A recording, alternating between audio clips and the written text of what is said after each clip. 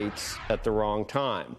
Steve Leisman joins us now with the playbook for the Fed for the next year. Those are mutually exclusive concerns. I don't know. Makes me wonder. Yeah. Do they mean wrong time, Joe, by raising late, too early or too late? Maybe though? too late. Maybe that's what they're saying. Yeah. Maybe some are too early. But look, Joe, here's the three things to watch. You nailed two of them when it comes to the Fed in 2022: the virus, inflation, and the other one, not on that radar there, is personnel. Fed Chair Jay Powell, he's expected to have enough support for his renomination in the Senate, but some Republican senators could oppose Fed Governor Lael Brainerd's elevation to the vice chair's position. Unclear if it's enough to stop it. President Biden then has three other spots potentially to fill on the Federal Reserve Board.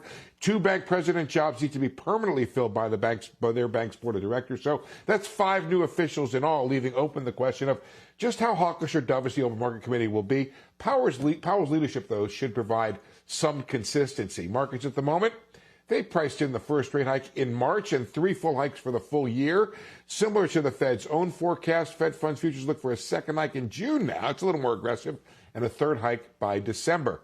The virus and inflation will ultimately determine how far the Fed goes. There are likely more price hikes to come in the system, including from wage gains and from housing. That would be true even if the supply chain bottlenecks clear in the beginning of the year, and that's far from a certainty by itself. The effect of the virus could be to actually make inflation worse, prompting consumers to continue spending on goods rather than shifting to services. It could hurt growth, but also make workers unavailable to produce goods already in short supply. So, a sense that inflation is worse than forecast could prompt the Fed to a sharper response on rate hikes, but a decline in overall consumer activity, along with moderating inflation, could prompt the Fed to raise rates more slowly. Joe, my bet, I think those three hikes are pretty well locked in for next year. We'll see, I guess, right?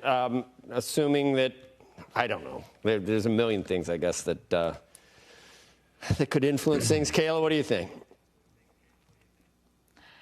I don't know. I mean, certainly the dot plots are not my area of expertise. I wanted to talk to Steve about personnel because it's something that he and I have covered closely. And Steve, you know, for that bank regulatory position, we talked about Sarah Bloom Raskin earlier in the show, but a few weeks ago, Senators Elizabeth Warren and Sherrod Brown had been pushing the White House to nominate Rich Cordray, who ran the Consumer Financial Protection Bureau, to that role.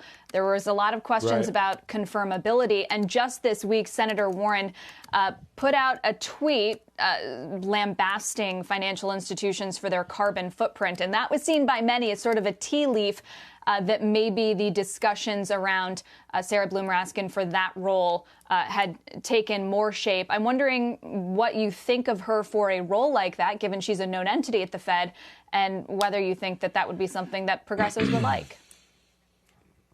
You know, I think she has definite expertise in banking supervision. She has expertise in monetary policy, also from the Treasury in finance as well.